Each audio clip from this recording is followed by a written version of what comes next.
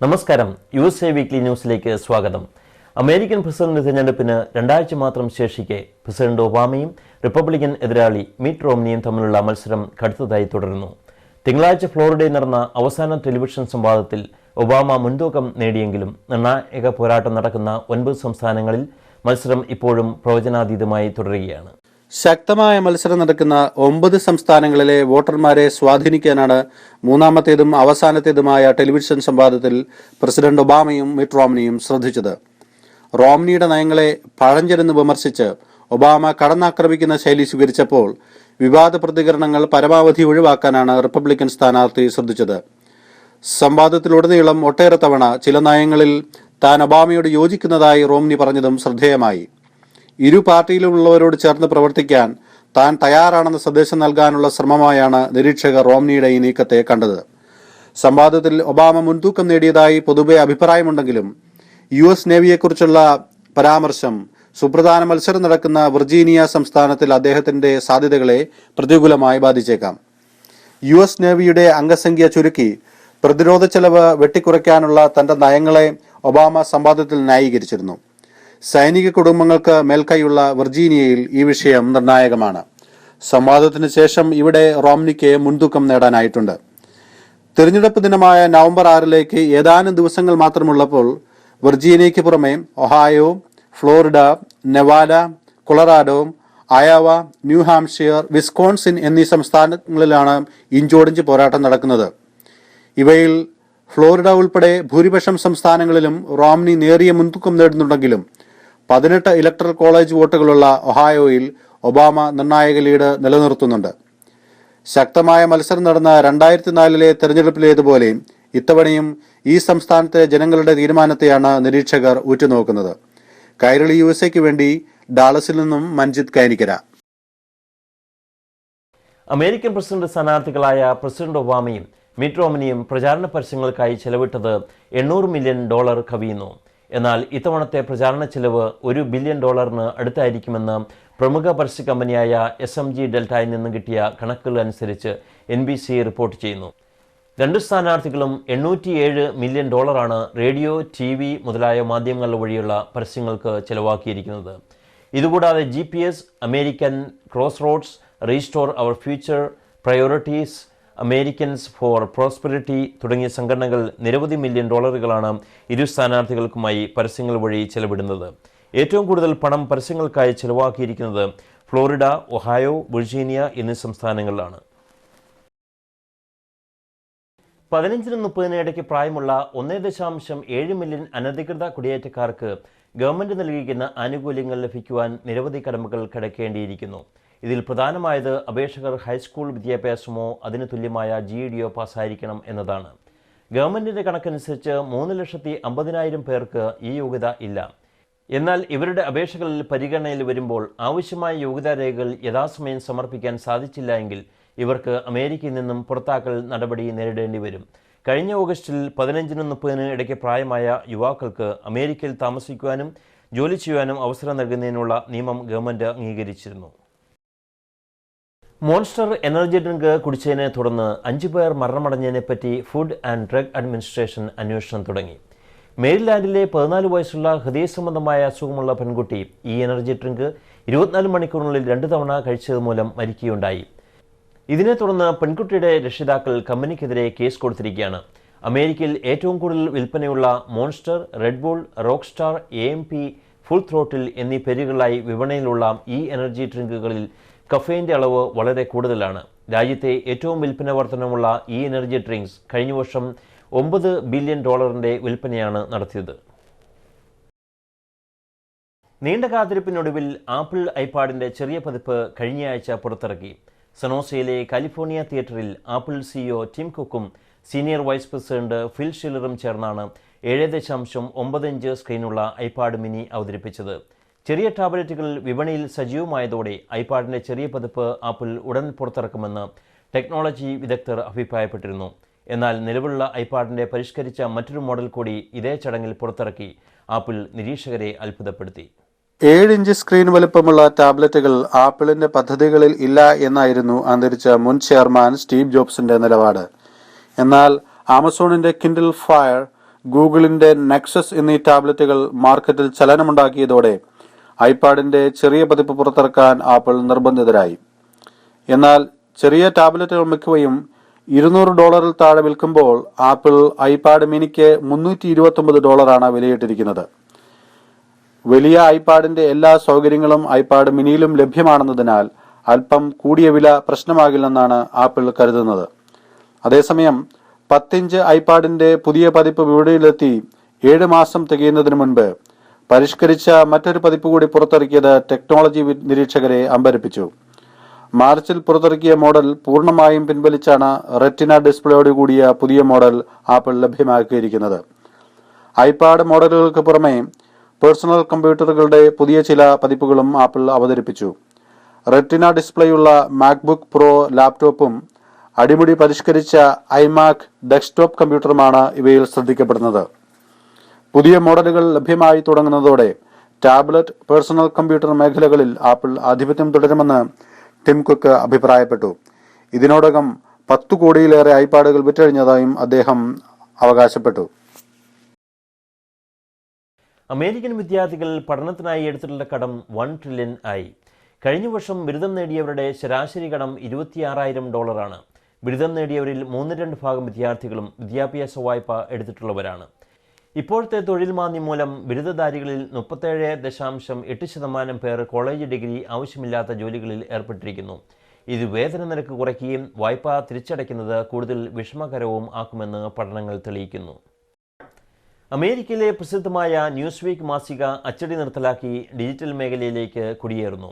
December 31 പുറത്തിറങ്ങുന്ന അവസാന പതിപ്പോടെ 80 വർഷമായി അമേരിക്കയിലും ലോകമെമ്പാടുമായി പ്രചാരമുണ്ടായിരുന്ന മാഗസിൻ്റെ അച്ചടി പ്രസിദ്ധീകരണം അവസാനിപ്പിക്കുകയാണ്.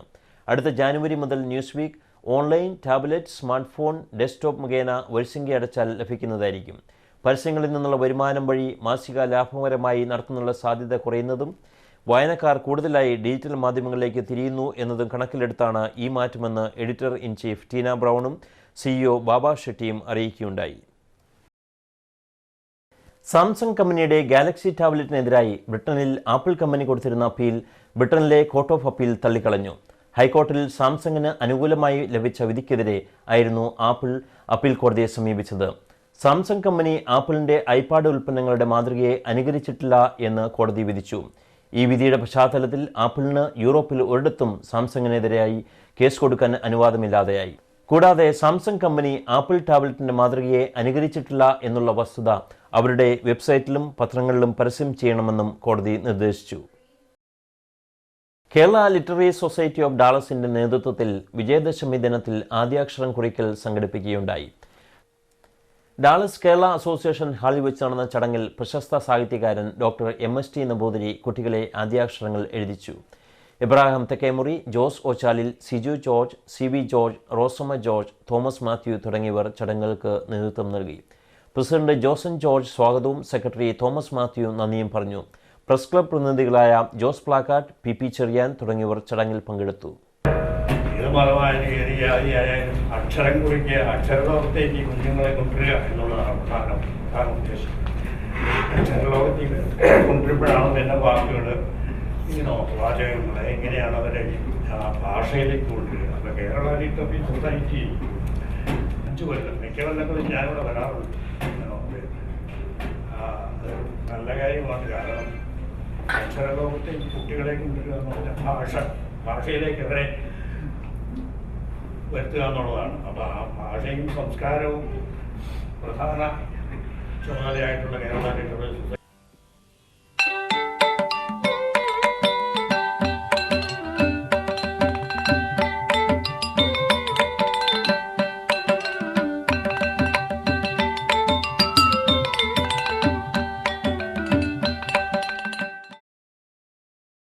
അമേരിക്കയിലെ മലങ്കര കത്തോലിക്ക എക്സാർക്കേറ്റിന്റെ വികാരി ജനറൽ റവർ ഫാദർ പീറ്റർ കോച്ചേരിക്ക് മാർപ്പാപ്പ മോൺസിഞ്ഞോർ പദവി നൽകി ആദരിച്ചു.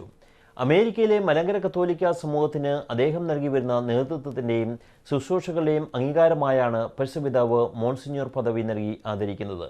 നവംബർ 12 ന്യൂജേഴ്സി മലങ്കര കത്തോലിക്ക ദേവാലയത്തിൽ നടക്കുന്ന ശുശ്രൂഷയിൽ അഭിവന്ദ്യ തോമസ് മാർ യൂസേബിയോസ് മോൺസിഞ്ഞോർ സ്ഥാനവസ്ത്രങ്ങൾ റവർ ഫാദർ ഡോക്ടർ കോച്ചേരിക്ക് നൽകുന്നതാണ്. Malankara Syrian Orthodox north east ഭദ്രാസന സൺഡേ സ്കൂൾ കുട്ടികളുടെ talent show Philadelphia Saint Thomas പള്ളിയിൽ വെച്ച് നടക്കുകയുണ്ടായി. ടാലന്റ് ഷോയുടെ ഉദ്ഘാടനം റവറൻ ഡോക്ടർ CC മാത്യൂസും റവറൻ ഫാദർ MK കുര്യാക്കോസും ഭദ്രദീപം കൊളുത്തി നിർവഹിച്ചു. ഭദ്രാസന Sunday school director reverend father doctor Raju Varghese ഉദ്ഘാടന പ്രസംഗം നടത്തി. സെന്റ് തോമസ് ചർച്ച് അൺറൂഫ് ഫിലാഡൽഫിയ ഓവറോൾ ചാമ്പ്യൻഷിപ്പ് കരസ്ഥമാക്കി. Sunday school principal Oommen Kappil സ്വാഗതവും സൺഡേ സ്കൂൾ ഭദ്രാസന സെക്രട്ടറി ബെന്നി വർഗീസ് കൃതജ്ഞതയും പറഞ്ഞു.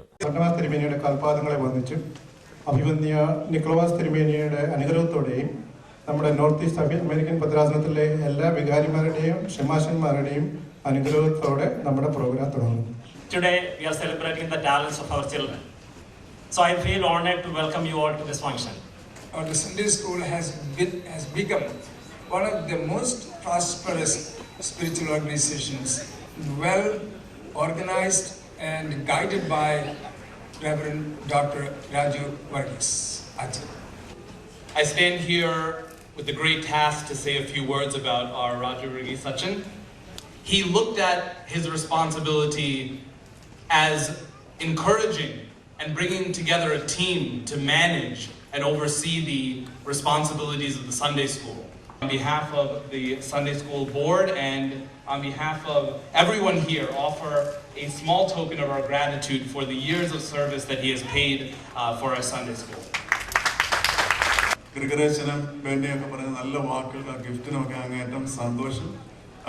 This doesn't mean that I'm leaving Sunday school.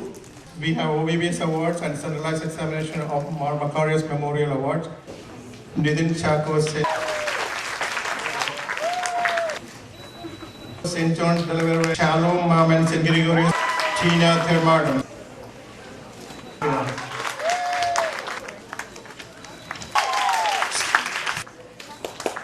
Please stick around. Welcome to our talent show event. My name is Nisi George. I belong to St. Mary's Orthodox Church and the talent show coordinator for the year. Show me the way. Oh, brothers, let's go down. Let's go down. Come on down.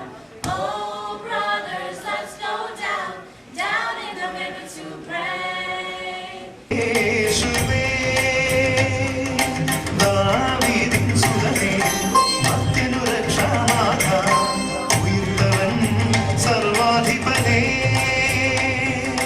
They were Jacob's children by his second wife, Rachel.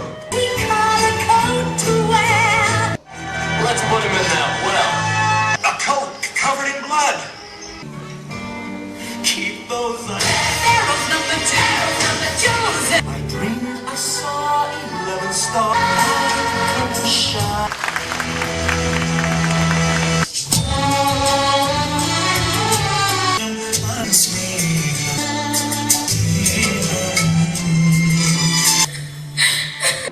And left to fetch food.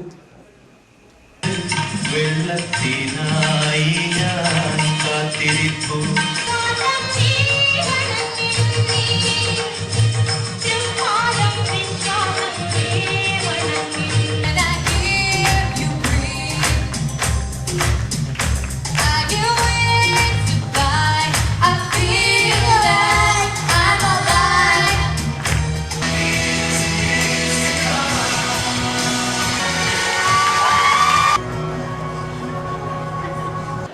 First, let me thank God for another blessed day for our church, for our children, and for Malangara Orthodox Syrian Church. And thank you again. USA weekly news പൂർണ്ണമാകുന്നു. നന്ദി, നമസ്കാരം.